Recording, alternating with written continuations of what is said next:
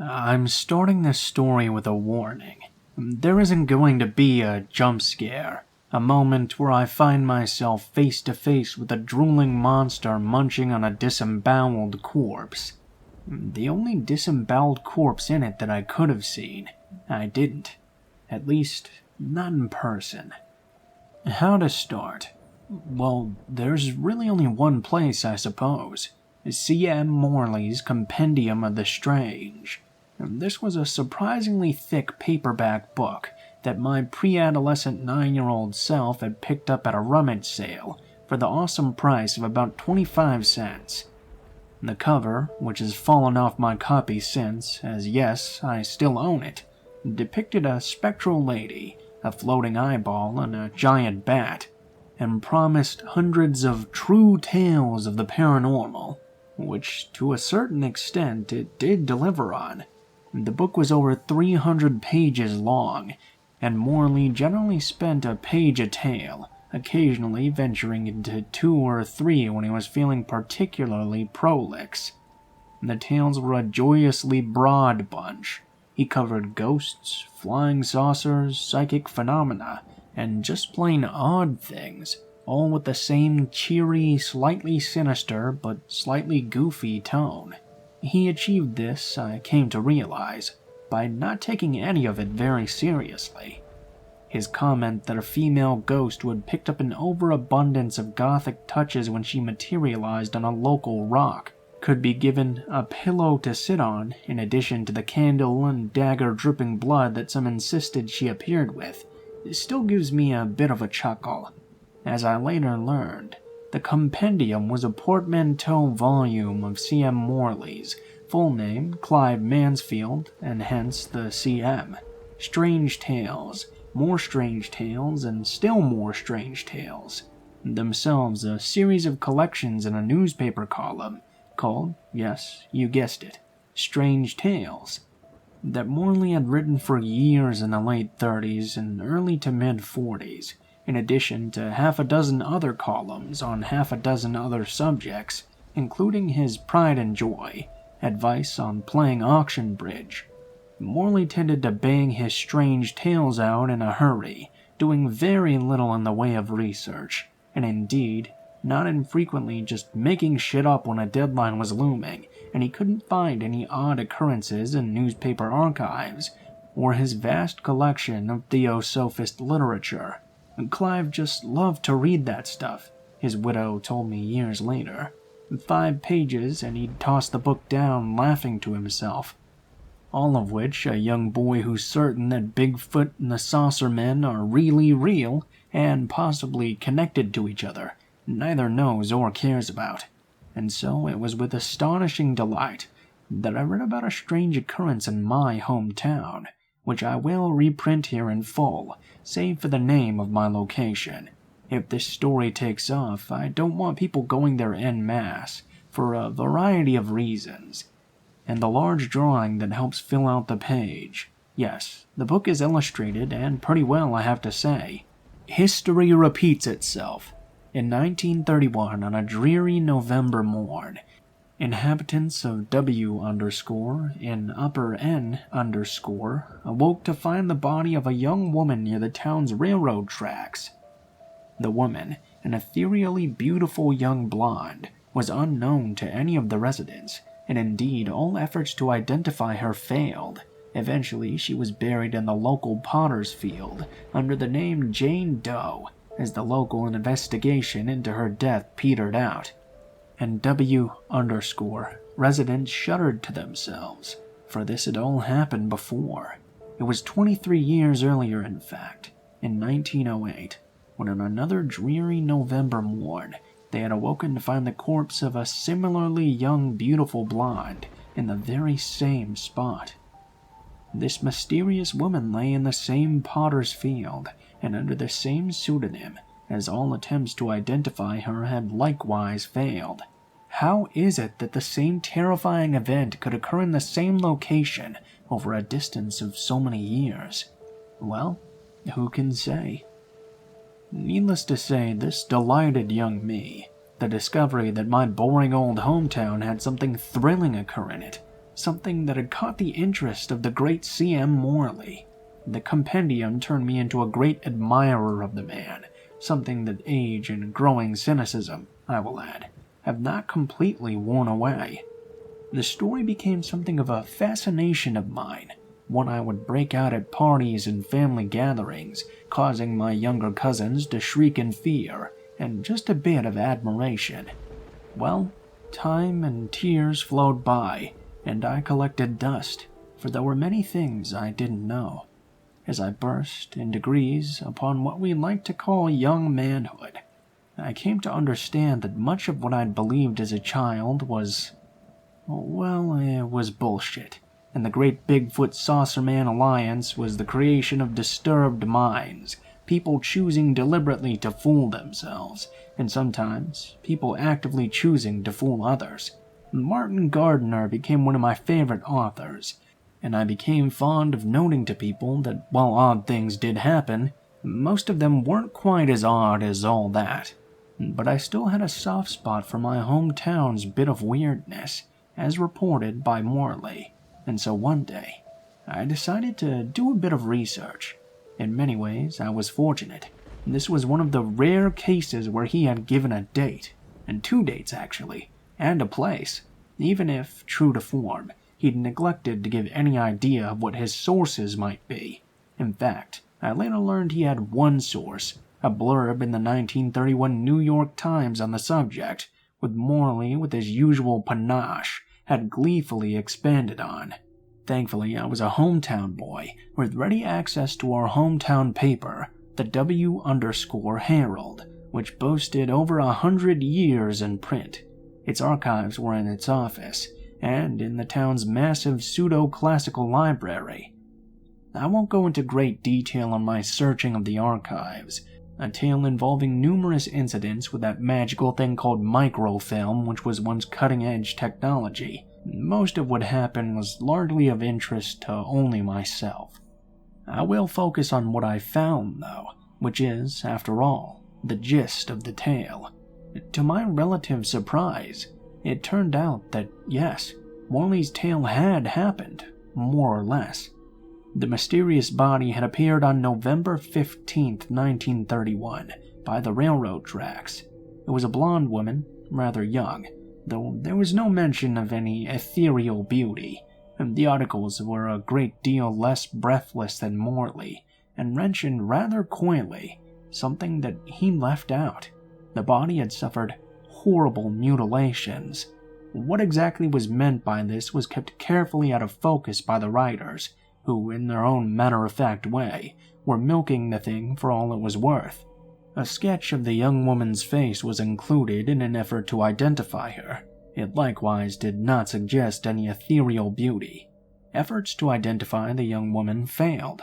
Efforts to figure out if she had been murdered, mauled by animals. The town was a bit backwater, and these things happened, or simply suffered some sort of misadventure, likewise failed, resulting in her burial, not under the name Jane Doe, I might add. During this all, I found efforts to see if there was any connection to the previous incidents that occurred. Yes, incidents. More than one. What Morley and his New York Times predecessor had missed is that this had apparently happened twice before, in 1908 and earlier in 1885. The Herald mentioned this, and even had an interview with an old woman who lived near the tracks and could remember both of the previous 2 times, though as she'd been 12 at that point, her memory of the first incident wasn't very good. Reading the articles, I wasn't filled with any sense of my ancestors shuddering at the eerie incident, more a sort of vague puzzlement that wondered if these 3 unpleasant occurrences were connected to one another, and so I wound up checking further back.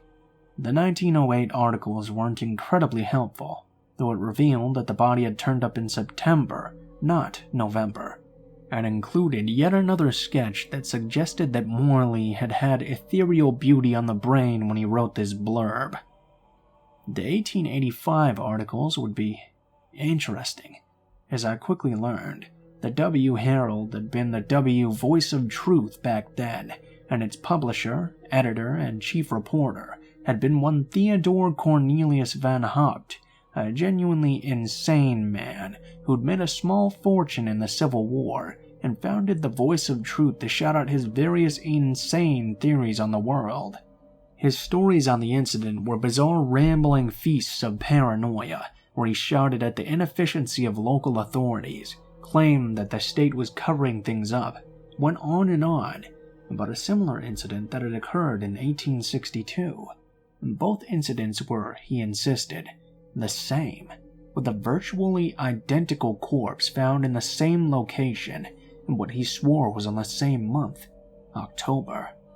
Yes, he was quite put out about the whole incident and was certain that the Freemasons or maybe the Catholics were behind it, being an equal opportunity 19th century nutjob. He went on about it for months and then lost interest suddenly. Started ranting how the state governor was in bed with the Goldocrats to destroy free silver, one of his other obsessions. 8 years later, Von Hopt would lose his entire fortune during a stock market tumble, call his staff together one day afterwards, and declare that the Jews and the Papists have got me at last. He blew his brains out in front of them, following which saner heads would buy the once profitable possession he had left, the Voice of Truth, and turn it into the less flamboyantly named Herald. I'd have liked to go further back to study the 1862 incident that he talked about, but as he only started the paper in 1866, that was pretty much it for local coverage. I will add, though, that I've managed to find a few blurbs on it in regional papers.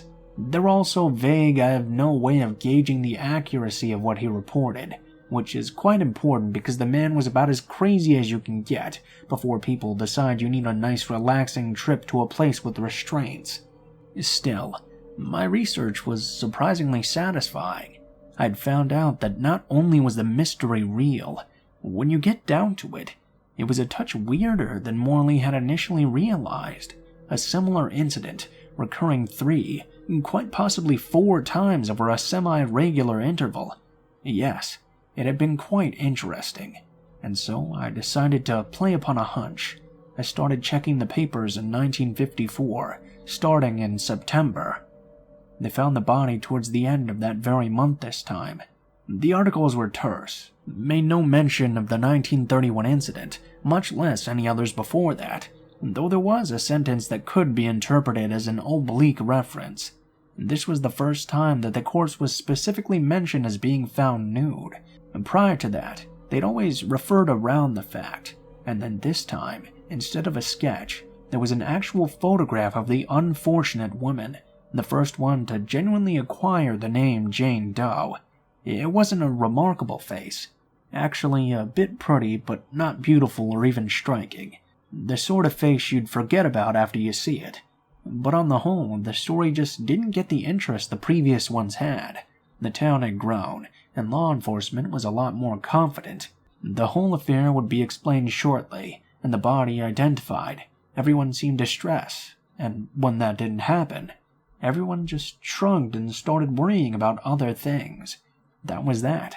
Yet another nameless body buried by the county. If you're guessing that I moved on to check 1977 after this, you're damn right.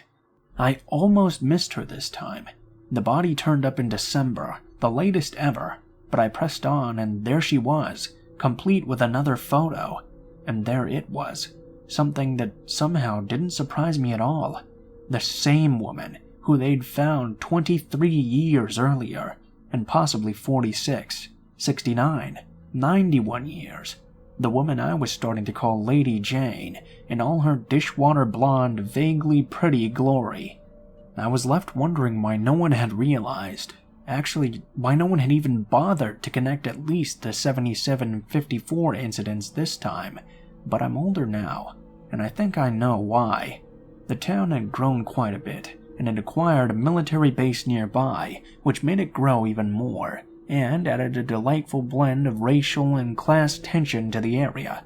Simply put, bodies popping up were still news, but they were no longer automatically big news, and a mysterious corpse that may or may not have been murdered has no next of kin and refuses to be identified is more of a nuisance than a mystery for law enforcement. Of course, there's another theory that occurs to me, but it's in the realm of Van Hopt, and thus I pay very little attention to it.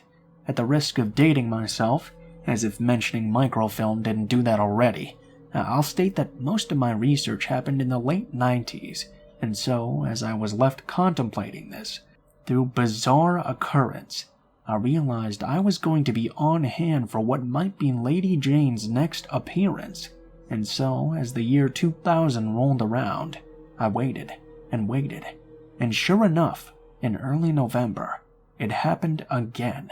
I won't bore you with the details of the case, which was, somehow, when you get down to it, the exact same as all the previous occasions. Body was found, woman was never identified, nothing was ever found to explain, well, anything. I considered coming forward with my information, but ultimately decided against it. After all, knowing about the pattern hadn't helped back in 1931, so all I'd probably accomplish was to get myself branded as a crank. And so, Lady Jane made what seems to be her standard appearance, before getting buried and forgotten once again. I moved from the area a few years after that. I still have no explanation for what occurs in my hometown at such a strange, regular interval. Occasionally I attempt one, perhaps a family of killers with a very specific taste in their targets. I considered once, but in the end, the absurdity of it always breaks down. I don't know why, and I don't know how. I don't even know when it will end, no more than I really know when it started. All I know is that Lady Jane will appear on schedule, people will wonder for a while, and then they'll just get on with their lives.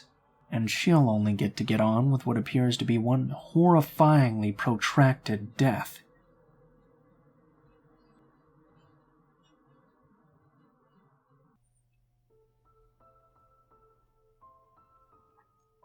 What is up, guys? Blue Spooky here, as always. Thank you guys so much for watching, especially if you made it this far to the end of the video. As always, please be sure to like, share, and subscribe if you feel so inclined. If you have any criticisms on how I can make the videos better, or any thoughts about it in general, please be sure to leave your thoughts in the comments below. As well, in the description below the video, there will be links to all of my social media, including my Facebook, Gmail, Twitter, and Twitch accounts. If you guys want to chat, please be sure to send me a message on any of those. I'll try to get back to you as soon as possible. Please be forewarned, though, that I tend to go on Facebook less than the others, so it may take me a little bit longer to respond to you.